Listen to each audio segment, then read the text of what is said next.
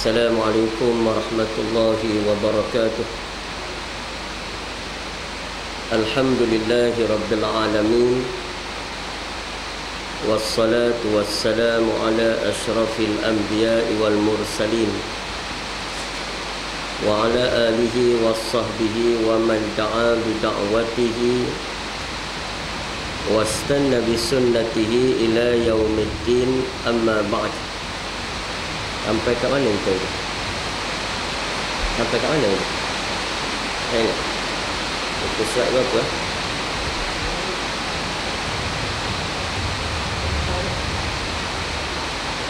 Ada tanda? Ha?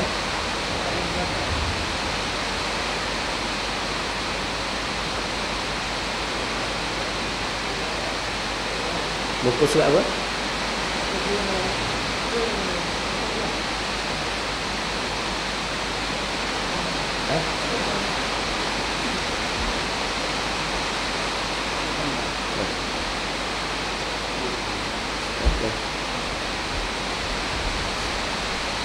Bismillahirrahmanirrahim.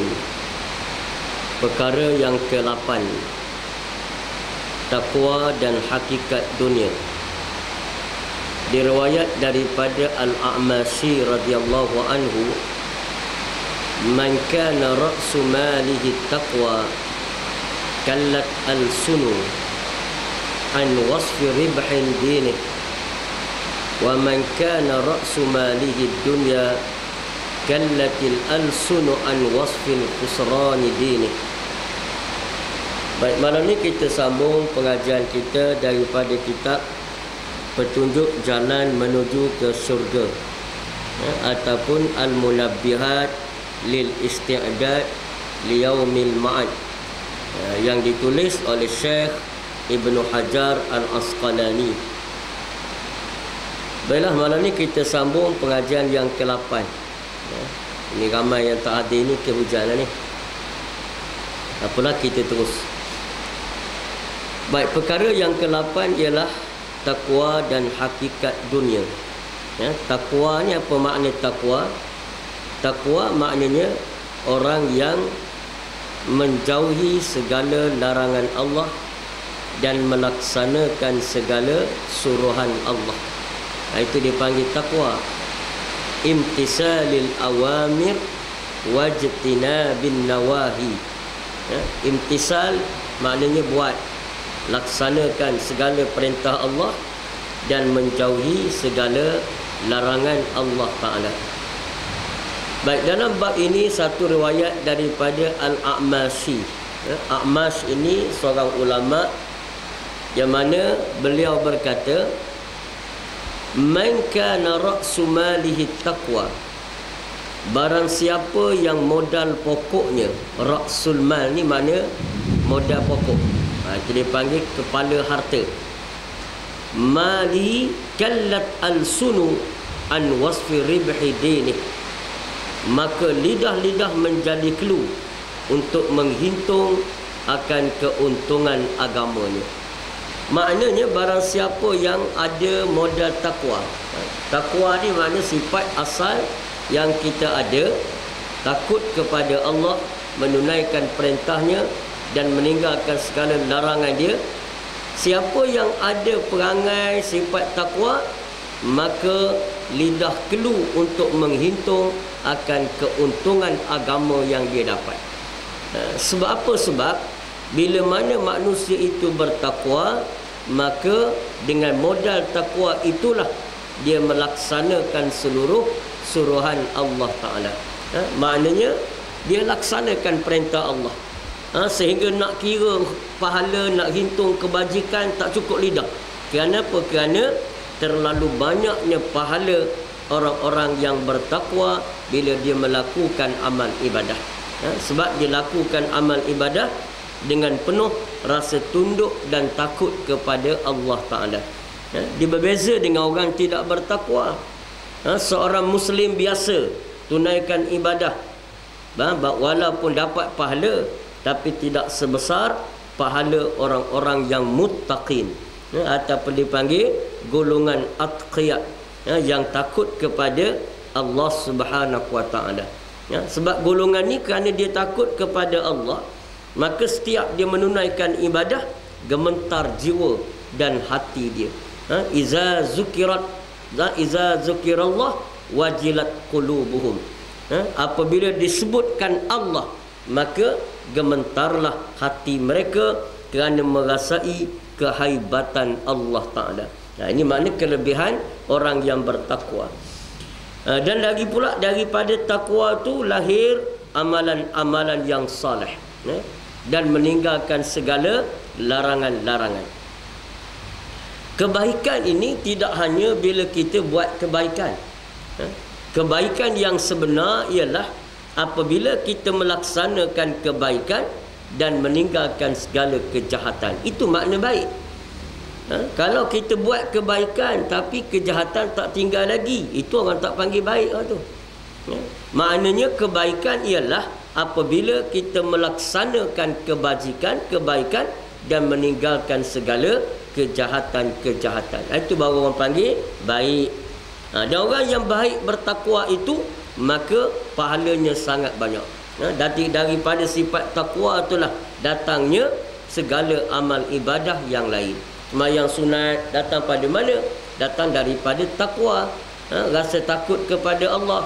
Meninggalkan segala maksiat datang daripada mana kekuatan dia?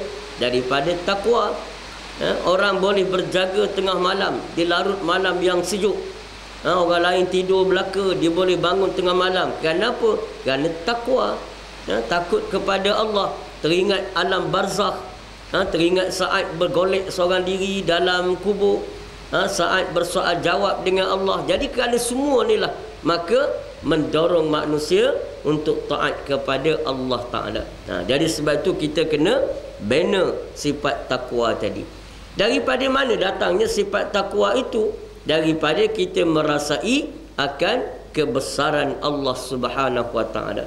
Kita rasa besarnya Allah, hebatnya Allah. Maka daripada itu datang rasa takut kepada Allah Ta'ala. Sebab tu kita ni kena banyak tafakur. Kita kena banyak tafakur. Kita nak tidur tengah malam tu, kita tafakur lah. Kita fikir macam mana takdirnya mati malam ni. Takdir mati malam ni, sedar-sedar pagi esok orang dah datang ramai, pakat ziarah. Maknanya sahabat handai, hak jauh ditelefon oleh orang hak dekat datang. Pakat datang semua ziarah kita, maka habislah segala peluang untuk kita lagi, kecuali setakat mana bekalan yang ada. Jadi kalau kita fikir hal tu pada waktu malam kita nak tidur, maka kita takkan tidur dalam keadaan kita lupa dan lalai kepada Allah. Mesti ada hasrat nak bangun ke malam ni, nak istighfar, nak bertaubat. Kerana daripada takwa itulah kita akan beristighfar. Kita akan bertaubat. Nabi sendiri pun taubat 100 kali. Nabi beristighfar 100 kali sehari. Ada riwayat kata 70 kali sehari Nabi beristighfar. Itu Nabi orang yang maksum. Apatah lagi kita. Kita kena istighfar lah. Bangun pagi, lepas pada salat subuh, istighfar dah. Astaghfirullahalazim. Paling kurang berapa kita baca lepas subuh? Paling kurang kita sebut 10 kali. Maknanya sepanjang hari itu, kalau lepas solat kita sebut 10 kali, maka kita dah ada 50 kali. Lepas tu 50 kali istighfar. Lepas tu malam dekat nak tidur, istighfar pula 10 kali lah, 20 kali lagi. Maka ada 70 kali. Menepati amalan Nabi SAW. Jadi mana? Itu dia antara sekurang. Sebaik-baiknya, banyak lagi lah. Istighfar. Padan dengan kita banyak dosa kan. Banyak dosa sebab kita tak tahu Allah Ta'ala, apakah Allah Ta'ala terima taubat kita. Jadi sebab tu kita kena selalu berharap kepada Allah Ta'ala. Astaghfirullahalazim. Aku mohon pengampunan kepadamu ya Allah, Tuhan yang maha besar lagi maha agung. Jadi makna kita kena ada istighfar. Baik, sehari-hari pula kena ada apa lagi? Kena ada selawat kepada Nabi. Kena ada selawat. Kan dialah Nabi. Kerana dialah kita mendapat keberuntungan dunia dan akhirat. Nabi datang ajak kita, pandu kita mana dia jalan rahmah, jalan yang Allah cinta, mana dia jalan saqawah, jalan yang Allah Ta'ala benci. Jadi hasil pada didikan Nabi inilah kita dapat nurul iman, cahaya iman. Maka kita selawat kepada Nabi. Tanda kasih, tanda sayang, tanda cinta kita kepada Rasulullah. Jadi selama banyak mana nak selawat, maka selawatlah. Sekurang-kurangnya 33 kali selepas daripada setiap kali kita solat. Mana tak nanti keduduk atas jadah, sambil bangun dah sembahyang subuh dah kan, kita dah doa sambil-sambil nak pergi kerja, duduk dalam kereta, duduk dalam kereta dalam perjalanan tengah mandu, kita selawatlah, selawat kepada Nabi. Berarti benda lain orang boleh buat, zikir barat sambil berjalan pergi pejabat. Dah kita Allahumma salli ala Muhammad, Allahumma salli ala Sayyidina Muhammad, Allahumma salli ala Sayyidina wa Habibina wa Syafi'ina Muhammad sallallahu alaihi wasallam. Jadi maknanya kita selawat tanda cinta kepada Nabi. Sebab siapa yang berselawat kepada Nabi, maka Allah akan memberikan dia 10 rahmat. Man salla alayya marrah sallallahu alaihi biha asyarah. Siapa yang berselawat kepadaku, kata Nabi, dengan 1 selawat, Allah akan berselawat kepadanya dengan 10 selawat. Dah kalau kita hari itu selawat 100 kali ke Nabi, maknanya Allah memberi rahmat dan selawat pada kita 1000 kali hari itu. Mana selawat daripada siapa? Daripada Allah. Bukan doa daripada Tok Imam, bukan doa pada ulama, bukan doa daripada ustaz. Doa tu pun dah kira berkat dah. Apatah lagi kita mendapat doa dan salawat daripada Allah Subhanahu Wa Taala. Sebab tu orang yang selawat kepada Nabi, dia akan lepas daripada kesusahan. Kalau takdir dia mati hari itu, Allah tidak akan sekat rohnya daripada keluar dengan gembiranya. Mana tak susah nak mati, sakarat kalau dia mati pada hari itu. Dan kalau sekiranya bila dia berselawat pada hari itu, Allah Ta'ala tidak akan sekat rezeki dia. Maknanya dia memudahkan segala urusan kerja dalam hari itu. Kemudian Allah Ta'ala menguatkan daya ingatan dia. Siapa nak kuat daya ingatan, selawat. Sebab tu bila kita lupa, kita selawat kan. Bila kita lupa pula dah nama apa dia tu, Allahumma salli ala Muhammad. Kenapa? Kerana dengan berselawat akan menguatkan ingatan. Jadi maknanya itu di antara amalan-amalan selawat yang kita kena amal. Dan sepanjang hari itu juga kita kena zikrullah, kena zikir kepada Allah. Ini 3 benda yang jangan tinggal. Pertama, jangan tinggal istighfar dalam hari itu. Yang kedua, jangan tinggal selawat. Yang ketiga, jangan tinggal tasbih, tahmid dan takbir. Subhanallah walhamdulillah Allahu akbar. Kalau kita boleh amal hak tu lah, jangan tinggal setiap hari pun padan dah. Itu dipanggil zikir dah tu. Mana padan dah hak tu. Tak payahlah kita nak zikir hak lain lagi, nak tambah tu tak apa. Tapi makna kalau tak sempat hak lain pun padan dah. Tak sempat nak zikir ya Wahab, ya Wahab, ya Wahab, ya Latif, ya Latif, duduk dalam bilik suluk, tak ada nak buat hak tu. Maka buat hak tadi pun padan dah. Dengan kita istighfar setiap hari, kita berselawat dan kemudian kita mengucap tasbih, tahmid dan takbir kepada Allah Subhanahu Wa Taala. Pun padan dah hak tu. Maka itu dikatakan masalah di mana? Di mana dia? Dia luar. Baik, itu dikatakan siapa yang modal asalnya ialah takwa, maka tidak cukup lidah nak menghitung segala kebajikan hasil daripada takwa tadi. Sebab takwa ni dia punca segala-galanya. Punca segala-gala, dialah generator ataupun dialah sebagai benda yang dynamo yang menggerakkan segala amal ibadah. Yang menyebabkan kita sanggup buat amal ibadah kerana takwa. Yang menyebabkan kita sanggup meninggalkan maksiat kerana takwa. Kalau nak kira peluang maksiat banyak. Kalau nak kira malas belaka kan.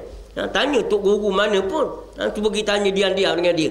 Tok Guru, saya nak tanya, Tok Guru tak berasa malas langsung ke buat amal ibadah sembahyang malam? Dia kata aku pun malas. Tapi soalnya kerana takwa kepada Allah Ta'ala. Teringat yang kita ni nak pergi bertemu dengan Allah, takkan pergi koteng-koteng begitu tanpa bekalan yang secukupnya kepada perjalanan kita. Jadi sebab tu kena ingatlah, kita ni malas belaka. Nak bangun tengah malam, nak pula musim-musim hujan begini dah. Lagi payah nak bangun tengah malam. Lagi bukan tak hujan, lagi kan tak hujan payah bangun. Tapi kena lah. Itu dipanggil takwa. Didorong oleh takwa, takut kepada Allah Taala. Aku ni tak banyak lagi amal ibadah. Takkan nak tidur golek supaya orang hak banyak amal ibadah. Orang lain tu hak banyak amal ibadah, tak apalah nak tidur golek lah. Lepas tu dia buat ibadah dia banyak dah. Umur dia perhabis dengan amal ibadah dah. Kita ni maka kita pun bangun untuk menunaikan taat dan istighfar kepada Allah Ta'ala. Itu dia. Orang yang berpegang teguh pada prinsip ketakwaan, menjunjung tinggi perintah Allah Ta'ala dan menjauhi sebarang perbuatan derhaka. Ini orang yang bertakwa. Dan juga segala perbuatan berasaskan panduan syariat, maka akan memperolehi kebijaksanaan yang tiada terhingga banyaknya. Itu makna orang yang bertakwa. Dia akan junjung tinggi perintah Allah Ta'ala. Utamalah perintah Allah. Kita ni jangan utamakan benda lain. Letak utama perintah Allah. Seperti Imam Hasan Al-Banna, dia ajar perkara yang di antara dalam dalam rukun, dalam usulul isrin, dalam usul 20, dia kata apa? Dia kata segeralah tunaikan solat apabila masuk waktu, walau dalam apa keadaan pun kamu. Kata dia ajar kita. Mana suruh kita ni utama. Kalau boleh kita utama solat, masuk waktu solat, masuk waktu solat. Kalau tak ada kerja lain lah, maka kita tengah kuliah ni tak ada arah lah. Tak, kita tengah duduk dalam seminar perkara-perkara ilmu. Tapi kalau kita tak ada halangan, sekadar halangan dunia, berhenti sekejap. Tanda apa? Tanda kita mengutamakan Allah Subhanahu Wa Taala. Begitulah kita bila nak berjalan pun begitulah. Bila nak berjalan jauh, kena planning dah. Kita ni pukul berapa sekarang? Pukul 9. Kita nak pergi mana ni? Kita nak pergi ke Kedah contohnya. Agak-agak kita Zohor mana? Mana agak-agak kita Zohor di mana? Berkira dah kita. Berkira dah untuk menunaikan salat kepada Allah Ta'ala. Ataupun tanya lagi, agak-agak kita duha sampai mana? Orang kata duha di RNA Gambang lah. Maka kita dah ada planning dah. Itu maknanya itu orang yang gairah atau orang yang tamak dalam nak memperbanyakkan bekalan untuk menuju kepada Allah Ta'ala. Itu orang panggil orang tamak. Maknanya berkira perkara-perkara yang berkait dengan amal ibadah. Kita pula kira benda lain. Nak tolak tu fikir kita ni nak makan mana ni hari ni. Tengok. Duk kira nak makan saja itu. Jadi mana kena letak dulu soal-soal agama. Sampai tu, bila sampai tu solat dulu lah. Solat dulu. Walaupun ada hadis Nabi ajar kita bila dah makanan dah dihidang, makanan dah dihidang masuk waktu, maka Nabi suruh makan dulu. Tapi kalau dah masuk waktu dah, jangan duk hidang. Itu kayak cerita dia. Tapi kita salah faham hadis tu. Kita salah faham. Masuk waktu dah, baru nak order makanan. Itu orang panggil tak betul lah. Maknanya kita belajarlah mengutamakan suruhan Allah lebih dulu, khususnya dalam perkara-perkara yang wajib. Lepas tu baru disusul hak sunat. Baru hak sunat tu ikut belakang. Mula-mulanya hak wajib dululah. Salat hak wajib. Lepas tu bila kita cukup tahun, kira zakat pula harta kita, dulu kan Allah Ta'ala tu dulu. Lepas tu apa lagi? Baru kita kira benda-benda yang sunat, yang menyusuli perkara-perkara wajib. Jadi mana itu di antara perkara-perkara besar yang ada dalam amalan kita. Jadi orang takwa ni dijunjung perintah Allah.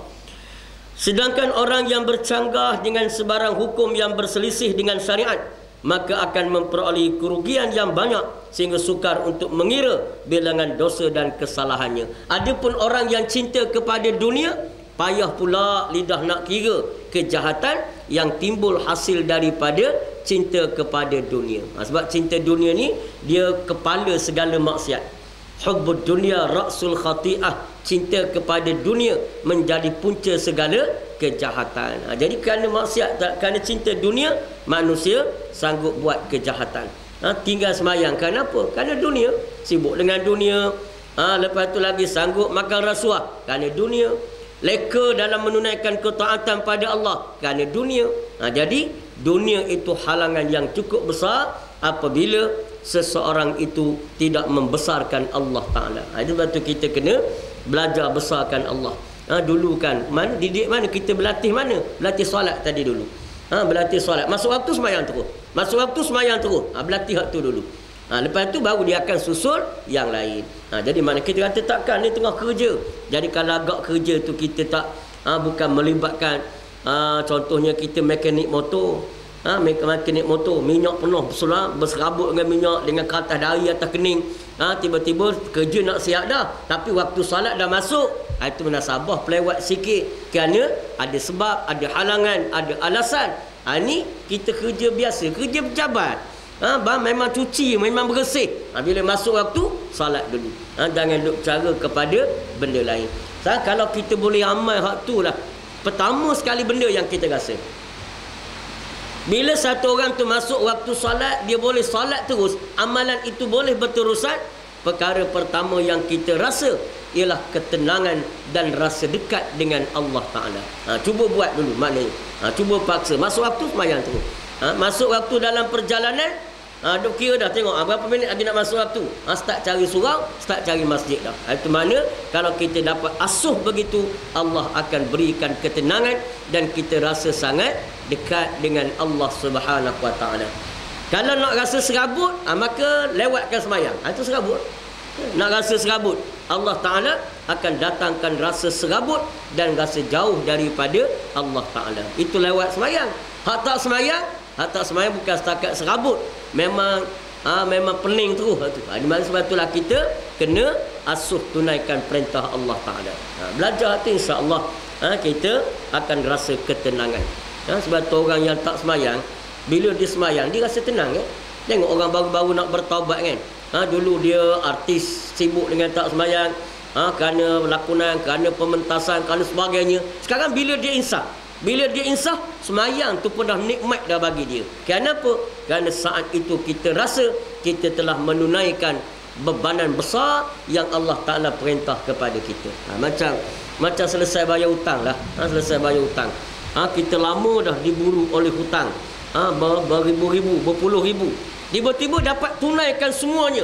Lega tak masa tu? Rasa lega. Tidur pun nyenyak. Tak ada siapa nak telefon. Ni tidak. Mana tidur pun orang telefon. Tengok nombor, kita siap dah letak. Ni pemanggil satu. Pemanggil satu ni hutang dia tak bayar lagi 20,000. Pemanggil dua, hutang dia tak bayar lagi 3,000. Orang telefon je, susah dah kita. Last kali tak angkat. Itu cara dia. Jadi maknanya hati susah. Itu hutang dengan manusia, apatah lagi hutang dengan Allah Subhanahu Wa Taala. Lalu sebab tu kita kena selalu menjunjung perintah Allah Taala ni. Itu orang takwa. Baik. Yang ke-9, dosa mengikut syahwah dan bahaya sikap sombong. Diriwayatkan daripada Sufyan As-Sauri yang berkata, kullu ma'siyatin an sahwatin fa innahu yurja ghufranuha. Kullu ma'siyatin an kibrin fa innahu la yurja ghufranuha. Lianna ma'siyata iblis kana asluha min al-kibr wa zalata sayyidana Adam kana asluha min as-sahwah. Baik. Kata di Sufyan As-Sauri, ini cerita pula yang kedua, dosa mengikut hawa nafsu dan bahaya sikap sombong. Dia ada dua. Kita ni ada dua. Ada orang dia buat maksiat kerana dia ikut hawa nafsu. Dan ada orang buat maksiat kerana dia sombong kepada Allah Ta'ala. Jadi ada dua keadaan. Ada dua keadaan. Walaupun nafsu tu, sombong tu juga adalah nafsu. Tapi nak ceritanya ada dua beza dia. Kerana apakah makna syahwah? Syahwah ni maknanya keinginan yang tidak terkawal. Itu syahwah. Sama ada kepada kebaikan atau kepada keburukan. Setengah orang dia terjemah runtunan kepada keburukan. Itulah dia syahwah. Tidak tu. Makna bukan setakat tu. Dia ada lagi definisi dia lagi. Apakah makna syahwah? Runtunan atau keinginan yang tidak terkawal, sama ada kepada kejahatan ataupun pada kebaikan. Contohnya apa? Hak yang pada kejahatan. Tadilah makna mendorong kita lupa kepada Allah. Itu syahwah. Leka dengan perkara-perkara duniawi. Itu syahwah. Dan syaitan ni memang dia selalu menyuburkan syahwah kita. Dan dia akan menyesatkan kita melalui apa yang kita minat. Itu dipanggil syahwah. Keinginan, benda hak kita ingin. Zuyyina lin-nasi hubbus syahwati minan nisa wal banina wal qanatiril muqantarati minaz zahabi wal fiddah wal khailil musawwamati wal an'ami wal harthi dzalika mata'ul hayatid dunya. Kalau kita tengok ayat tu, Allah kata apa? dihiaskan kepada manusia. Zuyyina linnas zuyyina linnas hubbus syahawati minan nisa. Hubbus syahawat maknanya kasih, cinta kepada keinginan, syahwat minan nisa daripada perempuan, wal banin daripada anak pinak, wal qanatir daripada segala harta benda yang daripada segala harta benda emas perak dan sebagainya, dan daripada segala ladang ternak dan ladang kebun dan sebagainya. Jadi semua ni dipanggil syahwah. Syahwah tu ialah asalnya, kalimah asal syahwah makna keinginan. Lalu mana dia syahwah yang dilarang oleh Allah? Maka yang dilarang oleh Allah ialah syahwah yang tidak terkawal, sama ada kepada benda buruk atau kepada benda jahat. Maka itu dinamakan syahwah. Keinginan pada benda jahat kita dah tahu belaka dah. Makna keinginan kepada zina, keinginan pada minum arak, keinginan kepada meninggalkan perintah Allah, keinginan kepada riba, benda-benda hak yang begitu kita tahu. Tapi keinginan kepada benda yang baik juga adalah syahwah. Benda yang baik apabila ianya mendatangkan keburukan. Mana mendatangkan benda baik tapi tidak terkawal. Mana dia contohnya? Kita dalam perkara ibadah, kerana sibuk sangat dengan dakwah. Dakwahlah, kita berdakwah kan. Lalu menyebabkan terabai rumah tangga yang menjadi nafkah kita. Maka itu syahwah lah dipanggil. Syahwah hakikatnya nampak zahirnya amalan kebaikan. Sebab kita pergi berdakwah kan. Pergi berdakwah dan sebagainya. Tapi kita telah lupa perkara wajib. Maka itu adalah syahwah. Sebab apa? Sebab tidak boleh meninggal perkara wajib kerana perkara sunat. Tidak boleh meninggalkan perkara wajib kerana perkara wajib. Tak boleh. Makna kerana apa? Kerana segala yang wajib perlu dilaksanakan. Perlu dilaksanakan. Kita wajib jihad. Contohnya musuh dah masuk tanah air kita, kita pun wajib berjihad. Dan tu pada masa tu gugur tak kewajipan solat? Tak gugur. Wajib tak digugurkan oleh wajib, kecuali Allah datangkan ruksah. Ruksah tu maknanya peringan hak wajib tadi. Wajib bertemu wajib, Allah peringan. Mana dia? Bila mana kita berada di medan peperangan, wajib berperang. Wajib solat gugur tak? Tak gugur. Cuma ada ruksah. Mana dia? Boleh menunaikan solat dalam keadaan berlari, dalam keadaan melompat, dalam keadaan berperang. Ini maknanya kerana apa? Kerana ruksah. Adakah gugur kewajipan solat? Tak gugur. Sebab dia benda wajib.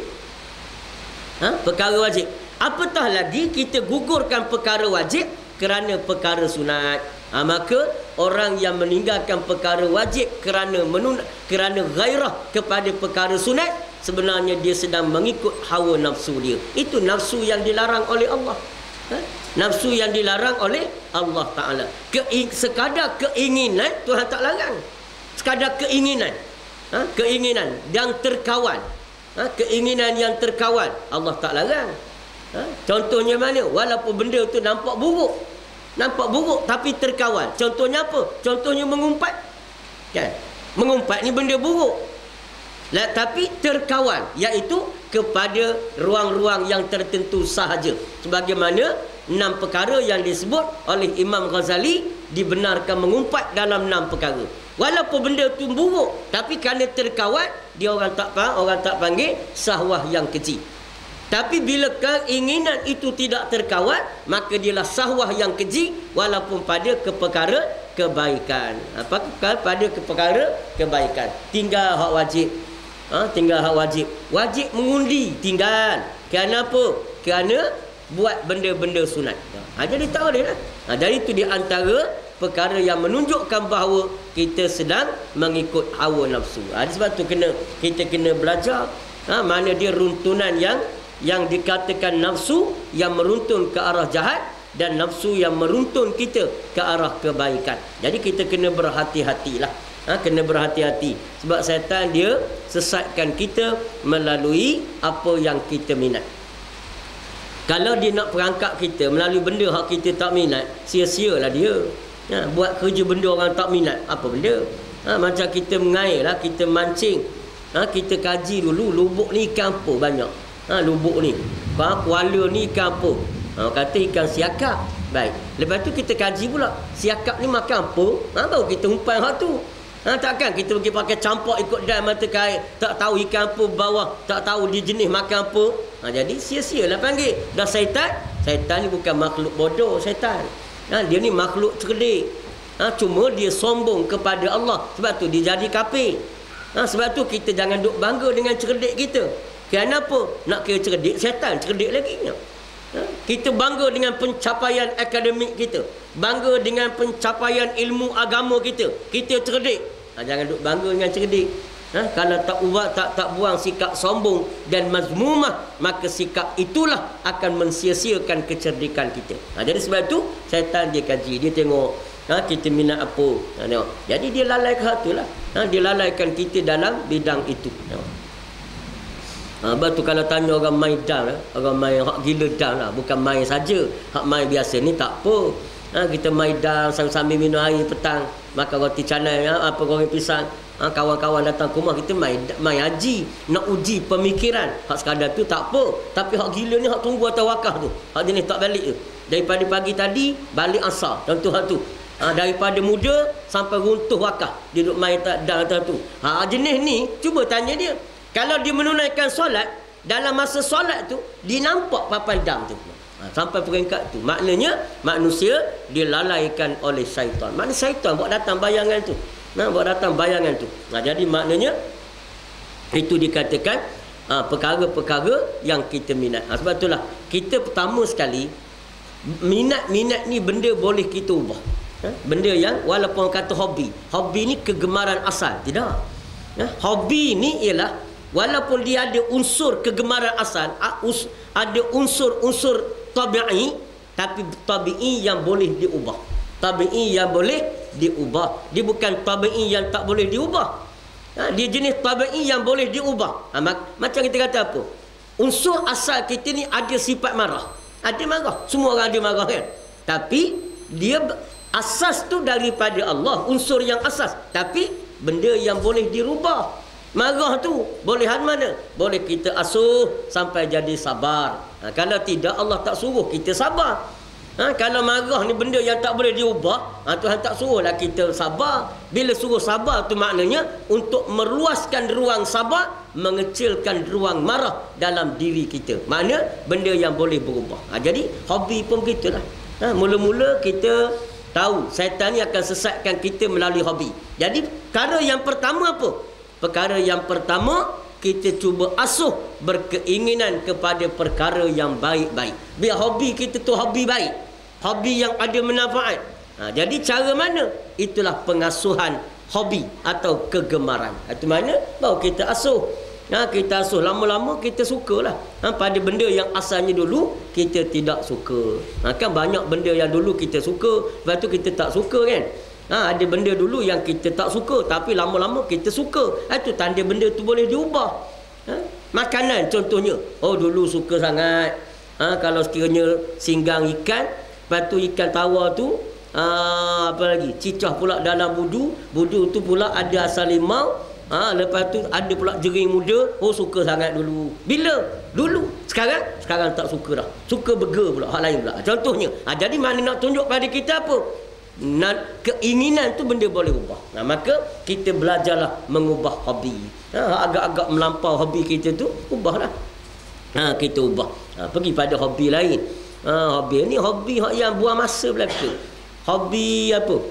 Hobi mikat burung. Hobi contoh, bukan salah mikat burung, tapi sampai tak balik tu. Ada anak pergi, ada satu itu, ada siapa cerita dalam satu program. Dia hantar muslimat, program muslimat, dia hantar surat. Rupanya dalam ramai-ramai tu muslimat tu ada muslimin, tapi ada tok lelaki dia rupanya. Jadi dia pun tanyalah, dia kata, ustaz, apa hukum orang yang gemar memikat burung sampai abai rumah tangga. Tadi kita dah sebut dah, kita sibuk dengan dakwah, mengabaikan rumah tangga pun sudah merupakan tipu daya iblis, apatah lagi sekadar menunaikan perkara hobi maka meninggalkan rumah tangga, maka adalah merupakan belitan iblis. Jadi mana sebab tu kita kena beringat, iblis dia datang kok kita minat, ke arah kita minat. Orang minat sukan dia hak tu lah, dia apa ni, perangkap. Kita nak perangkap kancing, kita tak umpan benda lain, takkan pergi umpan roti, letak roti kaya sebuku situ 7 hari tak masuk kancing kan. Tapi kita kaji kancing makan apa. Oh, dia makan daun maya contohnya. Kita pun buat perangkap, letak daun maya, tak ada balik masuk dah. Jadi mana begitulah, syaitan pun dia tengok kita minat apa, betul tak ada lama jatuh. Bila kita tidak bergerak dalam agama ni dengan ilmu dan ke makrifah mengenali Allah, rebah kita. Sebab kita tak tahu nak beza kegemaran kita tadi, kegemaran terkawal ke kita dah terikut syaitan. Jadi mana kita tak perasan hak tu. Nak sebut tu ke apa, kadang-kadang ada ni, ada sibuk kita tanpa poster sampai tak semayang ada. Tanpa poster kan. Itu dia hak kita minat tu. Oh, minat sangat berjuang. Tanpa poster, bunyi pokoknya mana? Dia hak panjat. Bukan setakat panjat tu, terbang pokok ke pokok tu. Punya cekaknya dia. Tanpa poster. Subuh tak semayang. Ramai tu. Jadi mana benda ni lah yang kita kena beringat. Kalau masa belajar dulu, masa nak belajar ngaji pondok itu, ada setengah hak rajin tu sampai tak semayang ada. Itu dipanggil tipu daya iblis. Mula-mula masuk tu seronok sangat mengaji, ngapa nahu lagi, tok guru mengajar tu pergi situ, habis itu datang sini pula, last kali tinggal zuhur. Jadi maknanya ini semua tipu daya syaitan. Jadi mana kita rasa kita buat kebajikan, tapi sebenarnya kita sedang derhaka kepada Allah. Begitulah keadaan. Ramai hak buat kerja, kita yang orang yang duduk dalam dan yang buat kerja maksiat tu memang hak tu tak memang dimaksiat dah. Ni hak duduk dalam kerja-kerja Islam tanpa kita sedar, kita melengahkan semayang. Tengok atas nama apa? Atas nama kita buat kerja musyawarat. Padahal musyawarat boleh berhenti kan? Boleh berhenti pakat molek dah tu, berhenti pakat solat berjamaah. Tapi iblis ni dia pandai. Dia kalau dia ajak benda kita tak gemar, kita awal-awal lagi tak pergi. Tapi dia suka dia ajak kita kepada perkara yang kita gemar. Dan perkara kita gemar ni apa? Dunia, benda yang kita gemar. Sebab itulah bila manusia cinta kepada dunia, maka dia akan mengikut syahwat. Setiap maksiat yang timbul daripada syahwat masih dapat diharapkan keampunannya. Maknanya Nabi Adam, kenapa Nabi Adam tu durhaka kepada Allah? Kerana ikut nafsu syahwat. Kerana ikut syahwat. Ikut siapa? Kerana sayang sangat ke Hawa. Kata dia. Manusia kita ni ada kelemahan belaka. Ada. Kerana Hawa itulah, mana tak sayang, Hawa itulah isteri dia, dan Hawa itulah teman, satu-satunya teman dalam surga. Orang lain tak ada dah. Maka Hawa cinta kepada dunia, perempuan, Hawa tadi. Maka iblis datang melalui Hawa. Dia tak datang melalui Adam. Dia datang melalui Adam. Awal-awal lagi Adam mungkin tolak dia, sebab datang atas pujuk rayu sebagai iblis, syaitan. Tapi datang atas pujuk rayu Hawa. Hawa kata, makanlah bang, try je, sikit je, bukan banyak, try sikit. Sebab kata tu orang tua tu syaitan tu lah.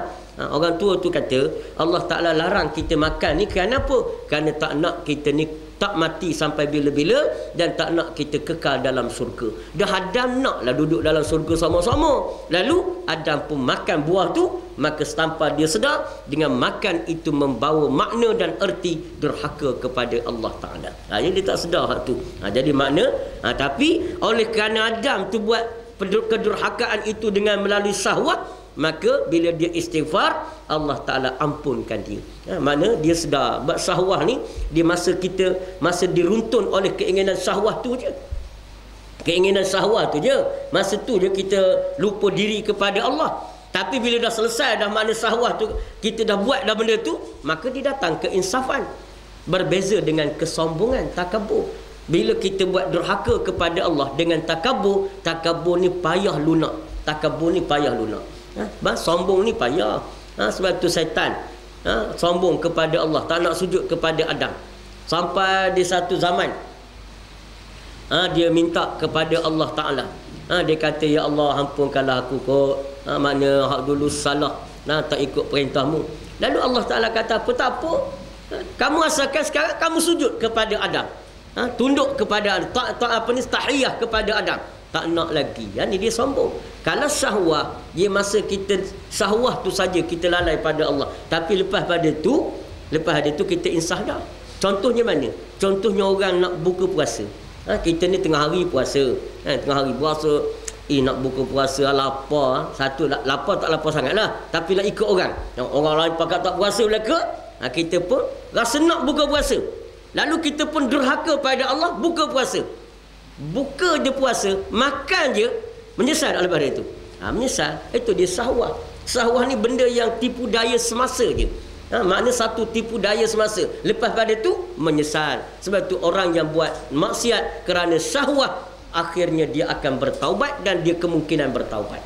Tapi kalau maksiat tu kerana sombong kepada Allah, maka payah nak hilang sombong. Payahlah nak hilang sombong. Tengok, macam orang tak maafkan orang kan, kerana sombong, maka payah lama. 13 kali raya tak maaf lagi dia. Sampai mati, aku memang tak maafkan kau. 7 keturunan. Itu Melayu main 7 rokmo ni. Jadi maknanya ini dia antara beza antara maksiat dengan syahwah dan maksiat dengan sombong kepada Allah Ta'ala. Sufyan As-Sauri adalah guru kepada Imam Malik. Maksud asar di atas. Asar tu mana ucapan ulama-ulama lah. Ucapan ulama. Setiap maksiat yang timbul dari keinginan nafsu, iaitu keinginan untuk berbuat sesuatu, maka masih ada harapan untuk diampuni. Kerana dia lupa pada masa itu syahwah. Lupa. Macam orang berzina lah. Orang berzina kan. Ketika runtunan hawa nafsu syahwah nak berzina tu, masa tu dia lupa tu. Lupa diri. Maknanya dia tidak ada iman. Allah cabut iman pada masa tu. Bila dia berzina tu, maknanya dia lupa. Segala lupa. Tak teringat segala benda dah. Tak teringat dah. Hak perempuan tu kata saya ada HIV lah. Maknanya tak ingat dah pada masa tu. Tapi bila selesai aja, insaf dah. Baru dia rasa bersalah. Itu dia bersifat syahwah. Tapi sombong akan panjang masa dia. Nak runtuh Abu Talib. Abu Talib pak saudara Nabi, kerana sombong lah tu. Sombong dengan Allah. Takut kehilangan pengaruh. Sebab dia ni orang daripada keturunan dia lagi, daripada Qusay, daripada Kilab, daripada Abdi Manaf dulu lagi. Tok yang nenek moyang dia semua jadi ketua Quraisy sampai kepada Abdul Muttalib. Lepas Abdul Muttalib, Abu Talib. Jadi Abu Talib mempertahankan dia punya reputasi keturunan dia ni. Lama dah kita jadi ketua orang Melaka ni. Daripada aku sekarang, maka takkan aku nak runtuhkan. Kalau ikut Muhammad, ikut anak saudara aku, orang kafir Quraisy tak hormat dah ke aku. Hak kafir, hak Islam memang ikutlah Islam. Tapi hak yang kafir Quraisy akan membelakangkan aku, tidak ada lagi kehormatan dan kemuliaan. Ini sombong dengan Allah Ta'ala. Maka sebab itulah sombong ni benda yang bahaya. Maknanya kemungkinan dia sukar untuk bertaubat. Iblis pun Fir'aun pun begitu ke Fir'aun. Fir'aun ni kalau kita baca sejarah dia, Fir'aun ni dia mengaku Tuhan setelah orang pakat kata dia Tuhan. Dia sendiri tak kata dia Tuhan. Belum pada tu. Sebab apa dia tak kata dia Tuhan? Sebab dia tahu dia bukan Tuhan. Dia tahu. Dan tu dia kata dia Tuhan bila orang ramai kata dia Tuhan. Ini bahaya orang ramai ni. Orang ramai ni pun satu benda bahaya. Sebab tu Imam Ghazali dia letak An-Nas. Manusia ni salah satu daripada penyesat kita. Manusia. Penyesat kita. Hak syaitan tu orang tahu belaka dah. Hak dunia kita tahu dah, dunia menyesatkan kita. Tapi manusia, An-Nas, ad-dunya, as-sayatin, ad-dunya, An-Nas, an-nafs, nafsu. Maknanya termasuk di antaranya siapa? Iaitu An-Nas, manusia. Betullah Allah Ta'ala ajar kita. Allah kata wa in tuti' aktsara man fil ardi liyudilluka an sabilillah. Kalau sekiranya kamu taat kepada suara ramai manusia di muka bumi, mereka akan menyesatkan kamu daripada jalan Allah Ta'ala. Ini maknanya nak menunjukkan bahawa kita ni jangan ikut orang. Ramai ke sikit lain cerita. Jangan ikut orang. Kalau kebetulan orang ramai itu benar, bolehlah ikut orang ramai. Atas dasar apa? Atas dasar benar tu. Tapi kalau orang ramai itu salah, jangan ikut orang ramai. Kenapa? Ramai itu menyesatkan kamu, kata Allah, daripada jalan Allah Ta'ala. Jadi jangan ikut orang. Kita jangan ikut orang. Jadi mana orang-orang punya pasal lah. Mana itu tapi pandangan kita ada hukum, kita ada agama, kita ada hukum hakam kita. Jadi betul ramai. Berapa ramai orang sesatkan orang tak bertaubatkan orang. Ramai. Dia sesatkan orang. Satu, sesat kerana terikut orang. Ya, orang lain tak pakai tudung belaka, takkan kita nak pakai tudung? Malu kau orang jadi sesatkan apa? Kerana orang. Lepas tu yang tak jadi, yang tercebur yang tertangguh taubat kan orang. Ramai juga yang tangguh taubat. Yang balik semula jadi sesat kan orang juga.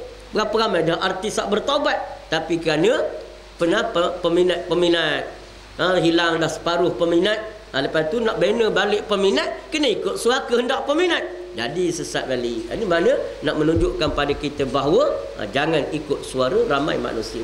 Mana kita ada sikap kita.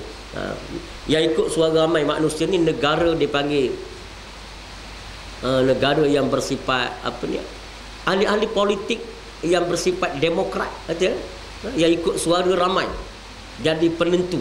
Undang-undang negara mengikut suara ramai. Islam tak nak begitu. Dia nak suara Allah Ta'ala. Jadi sebab itulah kita kena berawasi manusia. Manusia itu satu hal, dia akan ganggu kita daripada ibadah, dia akan dorong kita kepada maksiat, dia akan support kita dalam perkara mungkar. Jadi begitulah. Jadi sebab itulah kita kena berwaspada dan berhati-hati. Kalau cinta dunia memang gitulah. Mana cinta dunia, dah orang support belaka, kita pun ikutlah, walaupun tahu dah benda tu maksiat. Jadi mana itu salah. Jadi kita kena pegang pada agama. Jadi setiap maksiat yang timbul daripada nafsu keinginan untuk berbuat sesuatu, maka masih ada harapan untuk diampuni. Sebaliknya setiap maksiat yang timbul kerana dorongan suatu kesombongan, maka tidak ada harapan untuk diampuni. Ini kerana maksiat yang dilakukan dari kesombongan berasal daripada iblis. Dia menganggap dirinya lebih baik daripada junjungan kita Nabi Adam AS. Sedang kesalahan junjungan kita Nabi Adam berasal dari keinginan atau nafsu, iaitu keinginan baginda untuk makan buah khuldi yang dilarang oleh Allah Ta'ala. Jadi mana beza antara maksiat yang kita buat datang daripada nafsu sahaja, berbeza dengan maksiat yang kita buat datang daripada runtunan iblis dan syaitan. Jadi makna itulah kita kena beringat yang anda sebutkan tadi. Sekurang-kurangnya kita ni setiap hari kena ada istighfar. Setiap hari paling tidak 100 kali lah, atau 70 kali. Tiru Nabi kita Muhammad. Lepas tu yang kedua, sepanjang hari biar ada salawat kepada Nabi. Dia adalah syahadatain kita kan, syahadah kita. Lepas tu yang ketiga, biarlah ada tahmid, puji Allah, taqdis, hendaklah ada tasbih, tahmid dan takbir. Mana tadi anda sebut, kalau kita tak sempat nak buat dah zikir hak lain, maka kalau hak tu kita boleh buat, memada dah hak tu. Mana biar kita hidup dalam sentiasa ingat kepada Allah Ta'ala. Dan nak sebut satu perkara, kita bila zikir ni biar hadirlah hati, baru dia ada kesan. Kita sebut subhanallah, pada masa tu biar terbayang pada kita satu gambaran besar bahawa tak ada dah benda lain, Tuhan lain selain daripada Allah Subhanahu Wa Ta'ala, yang kuasanya, kedratnya, kayanya, sebagainya tak ada dah melainkan illallah. Sebab itulah kita orang awam ni, kita doa la ilaha illallah, tidak ada Tuhan lain melainkan Allah. Kenapa perlu nafi? Sebab kita orang awam. Kenapa perlu nafi? Sebab nak buang dulu hak lain, supaya akhirnya muncul wujud, wahdatul wujud, muncul wajibal wujud, iaitu Allah Subhanahu Wa Ta'ala. Macam kita pergi ambil anak kita kat sekolah, kita duduk tunggu anak kita keluar sekolah, keluar daripada waktu sekolah persekolahan lah. Lepas tu bila keluar belaka, bila bunyi loceng berlari belaka budak. Ada 700 orang habis keluar. Masa tu kita kenal dah anak kita, baju sekolah serupa belaka, saiz pun lebih kurang belaka, umur lebih kurang sama belaka, baju sekolah sama, seluar sama, beg pun lebih kurang sama. Tengok. Jadi masa tu kita kenal tak? Tak kenal. Jadi dia kena nafi. Mana nafi dia? Nafi kita duduk sekejap, anak orang tu dia ambil, anak orang ni ambil, anak orang tu ambil, akhir sekali tinggal congok seorang. Anak kita tu. Takkan hak seorang kita pun tak kenal juga, kan? Sebab jadi mana orang lain semua ambil belaka dah anak dia, tinggal seorang. Maka itulah ulama kata, kenapa orang awam perlu zikir, menafikan syirik bagi Allah Ta'ala. La ilaha, tidak ada Tuhan lain melainkan Allah. Sebab apa? Sebab dalam hati orang awam masih terlalu banyak Tuhan. Sembah memang kita sembah Allah, kita orang awam ni, kan? Memang kita sembah Allah fizikalnya, tapi dalam hati masih banyak Tuhan. Jadi kita pun nak nafikan Tuhan-Tuhan lain tu, bahawa dunia bukan Tuhanku, pangkat bukan Tuhanku, pengaruh bukan Tuhanku, sirik bukan Tuhanku, segala-galanya kita nafi la ilaha illallah. Jadi sebab itulah bila kita sebut subhanallah, maka hadirkan hati. Masa tu kita rasa benar-benar mengagungkan Allah, baru dia datang warid, baru datang warid. Begitu juga bila kita sebut alhamdulillah, pada masa tu biar tergambar betul tak ada benda nikmat dalam dunia ini, segala-galanya daripada Allah. Bagilah, maka kerana itu ya Allah, segala puja dan puji bagimu ya Allah. Begitulah ketika Allahu Akbar. Jadi maknanya supaya kita ni zikir orang awam la ilaha illallah. Zikir orang yang naik atas lagi, arifin, dia zikir apa? Allah Allah. Zikir Allah Allah. Itu yang betul kita nak tiru tak boleh. Kita orang awam nak pergi tiru Allah Allah Allah, tak payahlah. Kita kena buang dulu hak lain. Dalam hati kita ni penuh dengan sampah lagi, kan? Jadi kena sapu sampah dulu, baru boleh nak letak perabot ke apa benda semua. Ni nak bentar kapek ke. Jadi mana sekarang kita buang dulu sampah-sampah. La ilaha illallah, la ilaha illallah. Jadi mana, tapi orang yang dah cuci bersih dah hati dia, memang tak ada dah hak lain, Allah Allah Allah, maka sebut nama Allah. Yang dah benar-benar mutaqarrabin, manusia-manusia yang dekat dengan Allah, yang arifin billah, maka dia sebut huwa huwa. Kata doa zikir huwa huwa tu dia. Mana bila tak sebut nama, cuma sebut ganti nama, itu memang dah rapat benar lah. Memang rapat benar. Jadi ganti nama, sebut ganti nama. Nama tak sebut dah. Nama tak sebut dah. Misalnya contoh kita kata apa?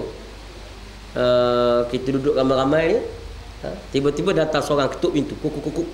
Seorang pergi buka pintu, seorang buka pintu, orang lain tanya siapa ketuk pintu, kita pun kata Ahmad. Maknanya Ahmad ni belum terkenal lagi, belum dikenali lagi, terpaksa sebut nama Ahmad. Tapi bila kita tanya orang hak ketuk, tanya orang hak pergi buka pintu tadi, siapa ketuk pintu, dia datang. Bila sebut dia ni, makna semua dah kenal. Memang orang famous sungguh. Memang yang ditunggu-tunggu, yang dinanti-nanti. Jangan tak payah guna nama dah, guna ganti nama, iaitu dia. Maka betullah kita dengan Allah, kita sebut huwa huwa huwa. Maknanya itu bagi siapa? Orang yang dah arif. Dah kita nak tiru balik, tak payah tiru lah kita.